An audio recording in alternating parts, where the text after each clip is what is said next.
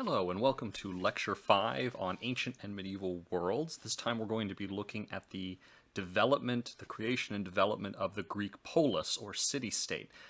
In this first part, we're really going to be looking at how the Greeks transitioned into the polis from what we had looked at before, the Late Bronze Age collapse, its aftermath, and how eventually, after several hundred years, Greeks started to live in civilized urban societies, or civilized by their own standards, as we'll see. That's what we're going to be really covering in part 1 of this lecture, along with some explanations for why this happened and some of the forms of government that were associated with it. In the second part, we're going to be covering what made someone Greek. How did all of these various different city-states, which were not united politically, and that's a very important thing to keep in mind. Greece was not a unified political unit in the way we saw with, for instance, the vast Persian Empire in our last lecture. So we're going to look and see what then did make all these Greek poleis, the plural of polis in ancient Greek, these Greek city-states, what did keep them together, what did they find that they had in common with each other.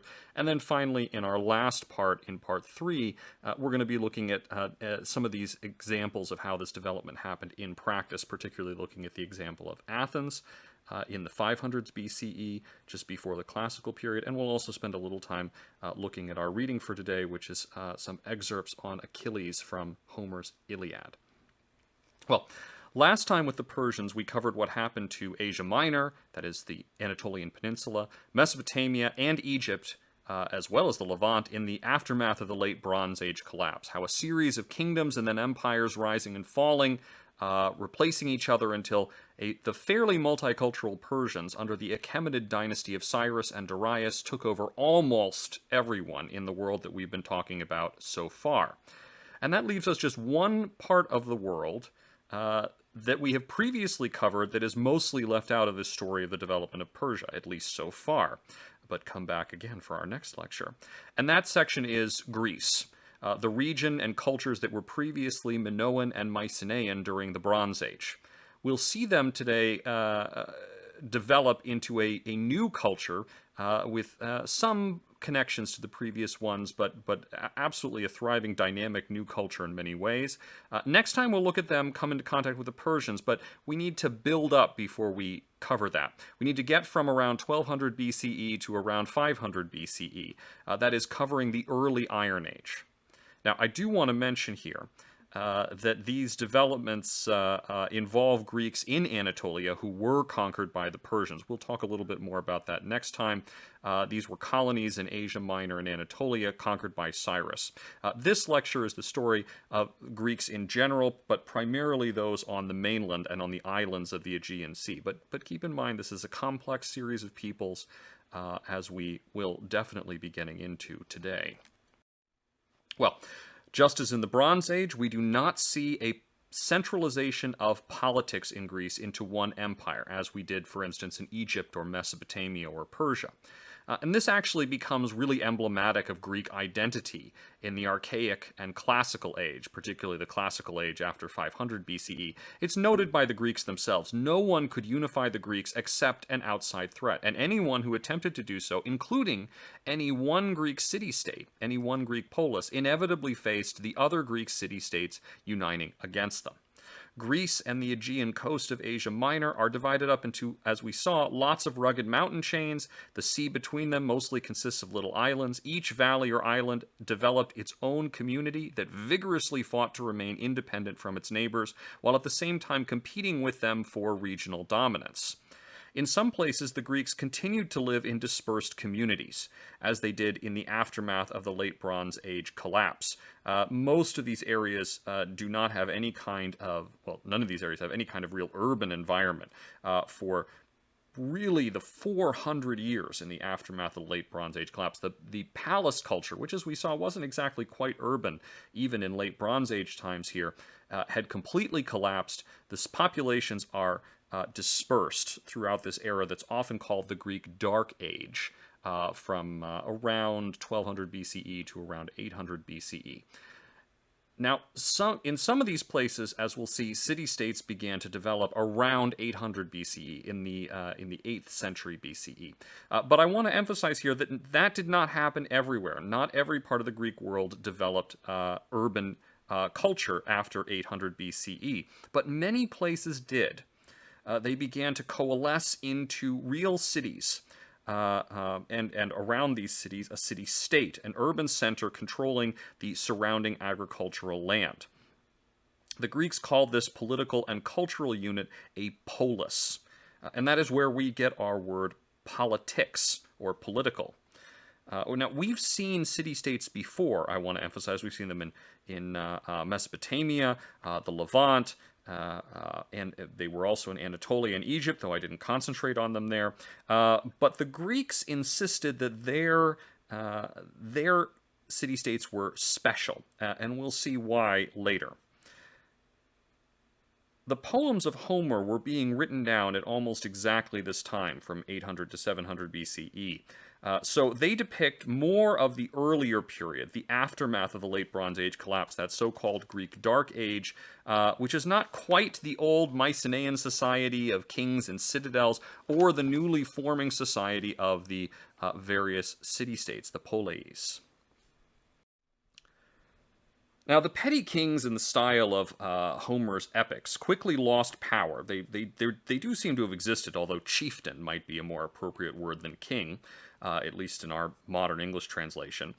They seem to have lost power at the end of the Dark Age. These chieftains, as these city-states were developing, and in most places, around the same time that the city-states began to develop, groups of aristocratic families in each region came to dominate these newly organizing city-states. These families are called aristocrats. That's from the Greek word aristos, which literally means the best. Very, very good branding right there, right? The aristocrats literally calling themselves the best ones to separate themselves out from everyone else who is, implicitly lesser than these aristocrats. They've organized themselves. And notice that this is familial, I want to emphasize. Being an aristocrat was something that you were born into in order to exclude other families. And the aristocrats would actually band together and organize themselves in order to prevent conflict in these city-states. It didn't always work, but this was the idea. And they needed to do this in order to maintain their dominance as a class over the majority of poor Greeks. Probably less than 10% in any city-state would have been members of these aristocratic families. These aristocrats created official government positions in most poleis that divided up power and rotated between the aristocrats so that each aristocrat would get a turn, and none would become too powerful. Maybe not literally every single aristocrat, but this power sharing was essential.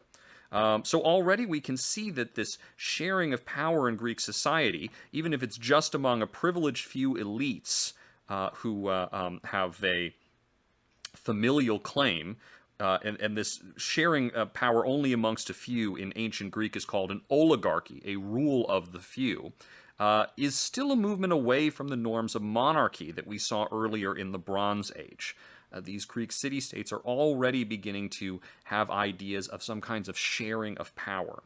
Now, the Greeks are famously today associated with the idea of democracy, where the people, that is the demos in ancient Greek, get to vote on how their government works. And the Greeks are even often credited with inventing this concept. Now, that's almost certainly untrue, but more importantly, many Greek city-states remained oligarchies, or had hybrid forms of government that would blend oligarchy and democracy. And even in places, and even in many Greek city-states that were democracies, it was often a limited democracy, particularly by economic factors. So only people of a certain amount of wealth could participate in the democracy. That was still better than pure aristocracy, which was about your family connections. Now, our understanding of Greek society is overwhelmingly influenced by the fact that most of our written sources describe the largest city-state, Athens, which was a democracy in the classical period, that is, after the time that we are discussing here. And we'll discuss Athens as an example in part 3 of this lecture. But many other Greek city-states, and even some Athenians, thought that Athens' form of democracy in the classical period was especially radical. Even other Greek cities that had democratic institutions. And even in Athens, only free adult males could vote, and that was considered radical, that all free adult males could vote. But that was far less than half of the population, probably closer to a quarter or even less of the people living in Athens and around it.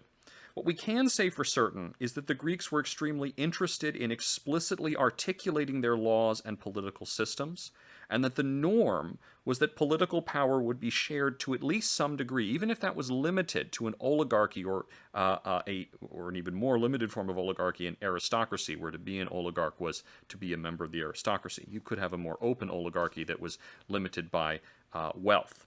And obviously this then becomes a continuum of how many people you let into your system. But the Greeks are often more and more explicitly describing in law what was usual elsewhere in the world. Well, one historical explanation for the development of this Greek movement to a more inclusive form of government, particularly democracy, used to revolve around the idea of the Greek military, namely the hoplite soldiers fighting in the phalanx formation.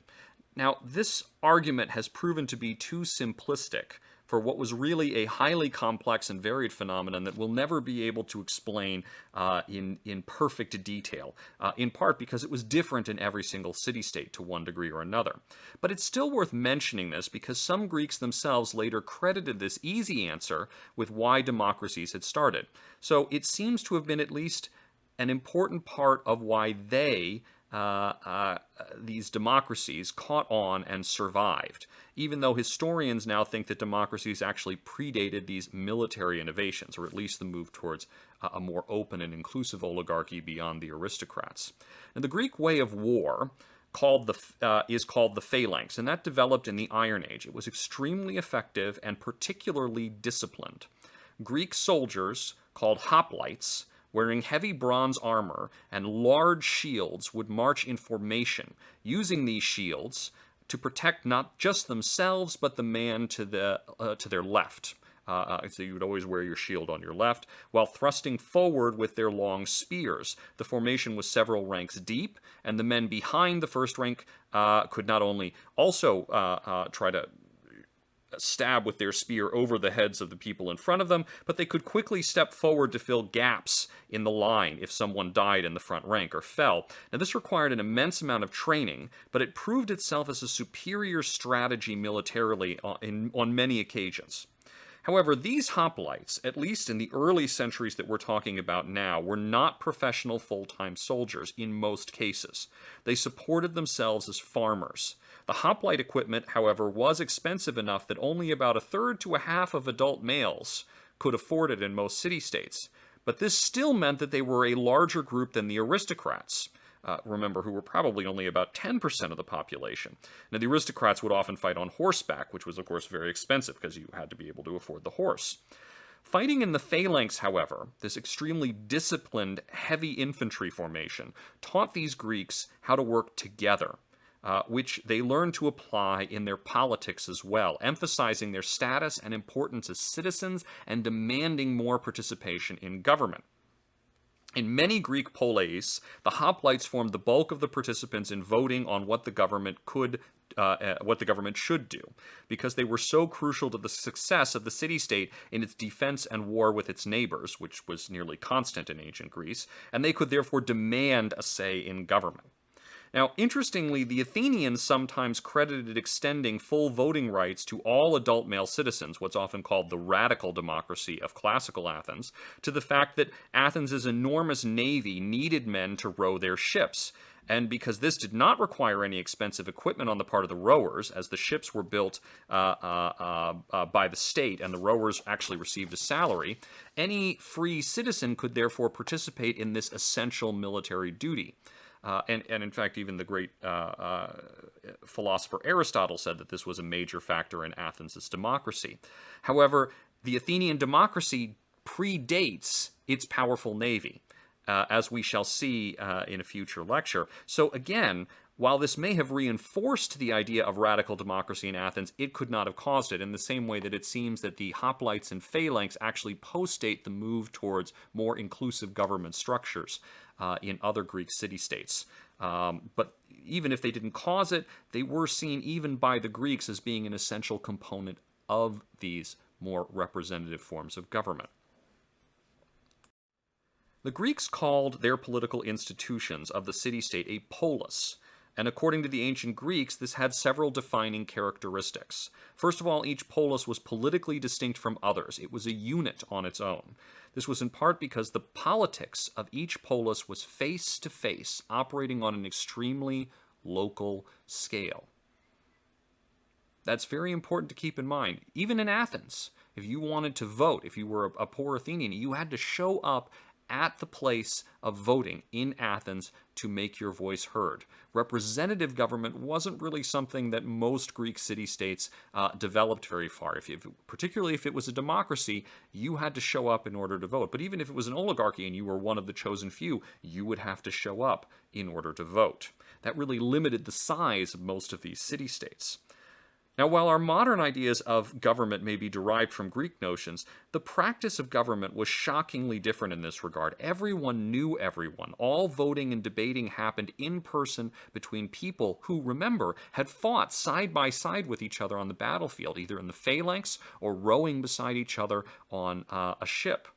Each polis also had its own code of laws and its own form of government, unique from all others, and they took immense pride in this. And it is essential to the Greek idea of freedom, a collective freedom, as we shall see many times in the next few lectures. That's why it's really hard to generalize about all Greek politics, because each city-state has its own customs. But that idea of having customs was absolutely essential to the Greeks. If you ignored customs, then, as we shall see in Part 3, you were a tyrant. Each polis also had a number of public institutions and buildings, which developed over the course of the archaic and classical periods in ancient Greece. And these came to be standard within almost any Greek city-state. You would have a theater, for instance, which would often double as a place for political assemblies to meet. You'd have a marketplace called an agora, a gymnasium where people met for both physical and intellectual pursuits, and of course, temples, just as we saw in earlier city-states. Each of these served as a place of communal contact and communal identity in the polis. A polis was extremely insular in some ways, however. Citizenship was virtually only by blood, usually only if both parents belonged to the polis, but certainly one would have to. And extending citizenship to outsiders was extremely rare in the ancient Greek world, although it did happen. So what we've looked at so far is, what is this polis? How did it develop its sort of uniquely Greek political institutions, or at least what the Greeks thought of as being uniquely theirs? And we've talked a little bit about this idea of how each polis formed its own unit. In our next part of this lecture, we're going to look at, well, if we have all of these different units, what joined them together? What made the Greeks feel that they were all Greeks?